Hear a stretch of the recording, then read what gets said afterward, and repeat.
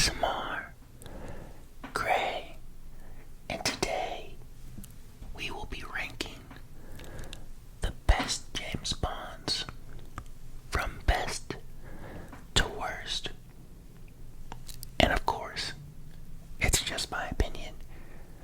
So let me know what you guys think about the list, and if you would move anyone up or down in the ranking. Alright, so starting with number 1, I'm going with Sean Connery. Sean Connery. And the reason why I'm going with Sean first is based on a couple of reasons.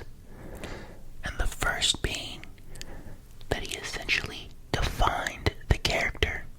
When you think about it, the reason we love James Bond so much is because of the coolness, the suaveness, shoot, even just the masculinity. And when you think about it, none of that would have happened without picking the right actor. And Sean Connery filled that role so perfectly. Right from the very first moment we see him in Dr. No, when he goes with the iconic line, Bond, James Bond, you know immediately that he's the man, that he's in charge, and that he's the coolest guy in the room. I also remember watching an interview Sean Connery did, and he talked about how he used to disagree with the writer of James Bond, Ian Fleming, about how to portray the character. Because in the books, believe it or not, James Bond is like this super, dark, mysterious, brooding fellow who didn't have any humor to him. And it was on Sean Connery's suggestion that they add more humor and quips. And when you think about it, James Bond is kind of known for those one-liners. More so back in the old movies, a little bit today, even in the Daniel Craig era. But think about it, humor is essential to any good film. So the fact that it was Sean Connery's call to include that over the actual writer of the movie kind of just shows how Connery was the perfect actor for the role. And even just looking at the filmography he did with James Bond, Dr. No, From Russia with Love, Goldfinger, Goldfinger, Thunderball, You Only Live Twice. And I'm really only focusing on the 60s movies he did because, of course, he did some in the 70s and even 80s. But, come on, that wasn't James Bond. That was Sean Connery collecting a check. And, hey, I don't blame him. I'm sure the money was crazy. But, yeah, Dr. No is a great movie. 95% on Rotten Tomatoes. From Russia with Love holds a 97%. Goldfinger, a 99%. Thunderball, 85%. And You Only Live Twice, 74%. And yeah, if you couldn't tell, Goldfinger is probably, it's not my favorite James Bond movie, but I think it is the most iconic. Pierce Brosnan, who played James Bond in the 90s, said that the very first movie he saw was Goldfinger, and it's what really convinced him to be an actor, and how he fell in love with cinema. So I think that says it all, honestly. And if you haven't watched Goldfinger, I think you should. I was fortunate enough that my local movie theater, for some reason, I have no idea why, was playing Goldfinger. And this was only like 2 years ago. So I was like, wow, and I went and saw it. And yeah, it was an experience. I highly recommend it.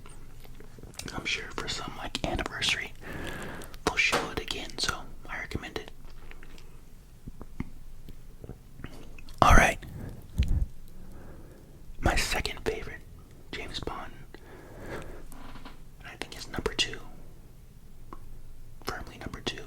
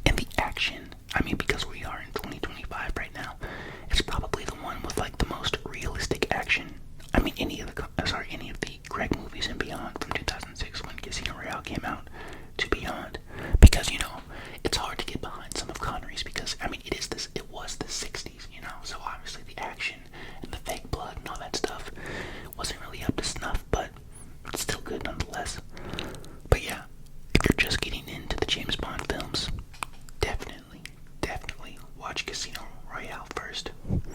It won't disappoint. Another reason why Craig is such a great James Bond to me is because of the physicality he brought with the role. I mean, think about it. In the books, James Bond is supposed to be this guy taking down all of these bad guys. And Craig was the first one to truly look the part. I mean, the dude had a six-pack like 24/7.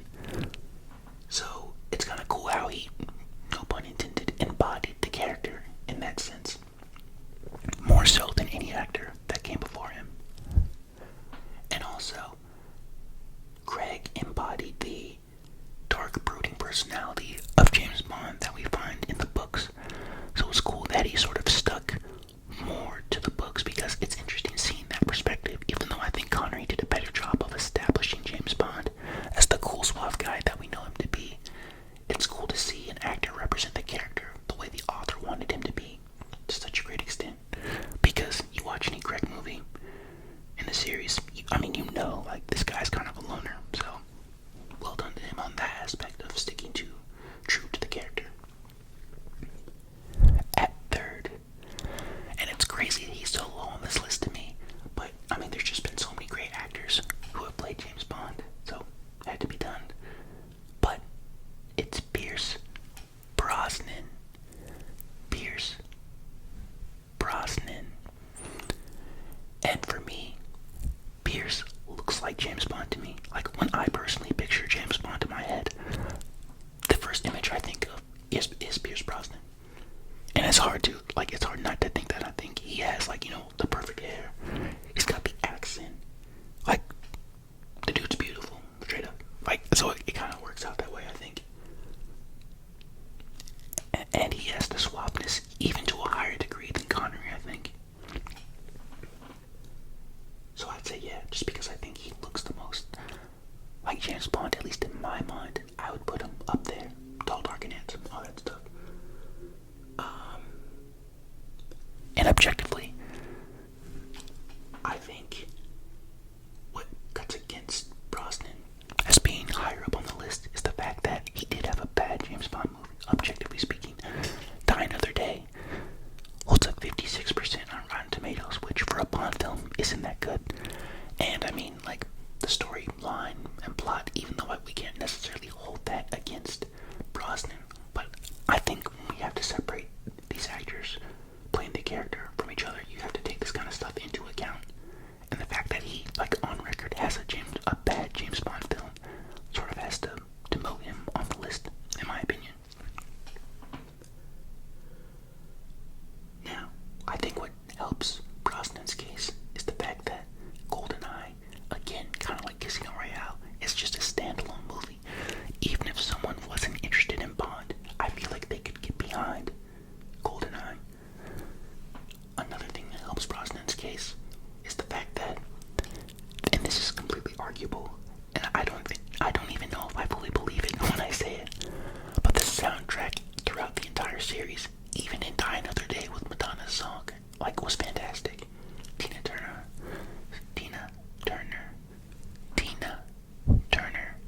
singing the GoldenEye song in the first film in the Brosnan era. I mean, that's on my gym playlist because it's so great. So I think that helps Brosnan. But yeah, so basically based on his physical looks and the fact that he is a great standalone film and the soundtrack is awesome is what propels him to the third spot, in my opinion. Alright. Ranking in at number 4 is Timothy Dalton. Timothy Dalton. Now, I know I mentioned earlier with Brosnan that, to me, he looks the way James Bond is supposed to look. But actually, according to Ian Fleming, again, the author of James Bond, he drew a sketch back in the day of what he believed James Bond should look like. And of course, he's the author, so it is. We take it as gospel. Timothy Dalton looks the most like the image that Fleming drew. So technically, it's Dalton who looks the most like James Bond. And ironically, he also acts the most like James Bond. Because if you watch the Dalton movies, like, it's dark. Like, you know that guy is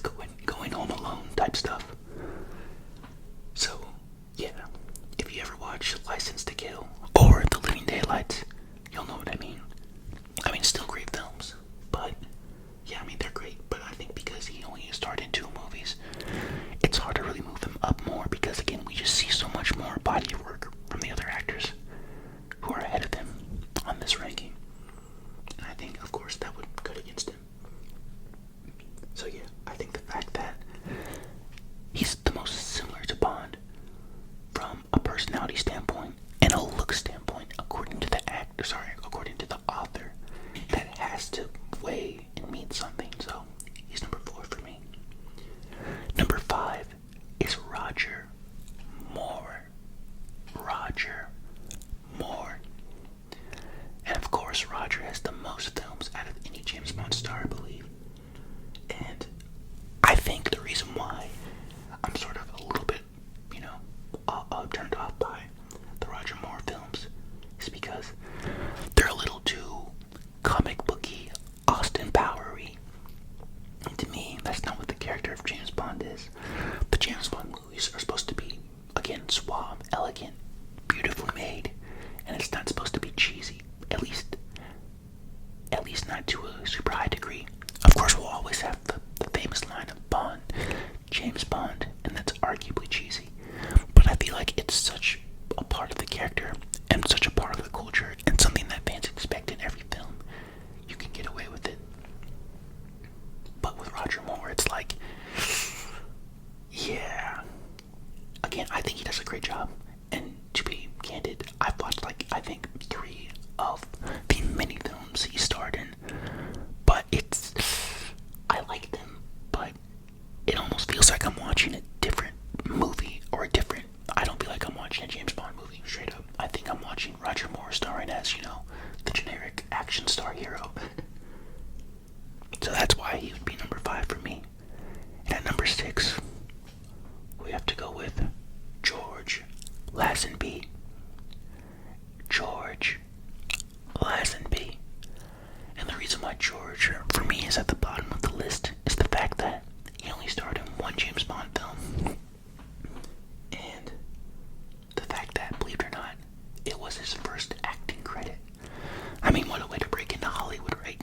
Your first acting credit is a James Bond movie after the iconic Sean Connery. And of course, the background there was that Sean Connery wanted to be paid more. MGM wasn't having it in the studio, so they got another actor thinking that, we can just replace Sean Connery, we can just make him anyone. Little did they know, no, Sean Connery made the character. That's why people watched back in the day. Not to say they didn't watch the George Lazenby movie, but that's the reason they had to bring Connery back. Because they just made so much more at the box office, because it was Connery. So yeah, that's why George is at the bottom spot, because he only made 1 film, and he was quickly replaced by the OG. And the fact that it was his first acting credit, I think that was just, I feel like MGM wanted to make a statement with that, saying, we could truly just pluck out anyone. We can make this guy an actor. We can turn this model, which George Lazenby was, into an actor, and we can still have the same sort of success with James Bond. And I mean, of course, they quickly found out that that wasn't the case. But that's not to take away anything from George. I mean, I think he did a fine job, honestly. But again, when we're ranking, I feel like you have to get nitpicky, and that's essentially what my list is right here. It's taking the flaws, the good, the pros, the cons, etc., and really trying to decipher who's the best. And I think having Connery at top, followed by Craig, then to Brosnan, then to Dalton, then to Moore, and ending with Lazenby is the best way to go. And that's the list. Now, curiously, I'm curious who you guys think will be the next James Bond. I have my thoughts. And I think personally it should be Henry Cavill. Now I know that Barbara Broccoli, the person who essentially picks the next James Bond, I know that she wants to have someone, I believe, in their 30s, and Cavill is in his 40s now. So age-wise, it doesn't line up for what they're looking for, because they want someone to essentially play the character for the next 10 years. 10 years. And I mean, I love Cavill, but it would be weird seeing like a James Bond in his 50s. But then again, I guess Craig was that in a way. So, who knows? But yeah, I think it should be Henry Cavill. Just because he fits the bill. I mean, the tall, dark, and handsome thing, check. He's actually, objectively speaking, probably the best actor out of anyone who would be playing James Bond. Sean Connery did get an Oscar back in the 80s for an Indiana Jones movie. Oh no, not an Indiana Jones movie. I believe it was for The Untouchables with Kevin Costner. I believe it was for that one. So, I mean, having an Academy Award, of course, is up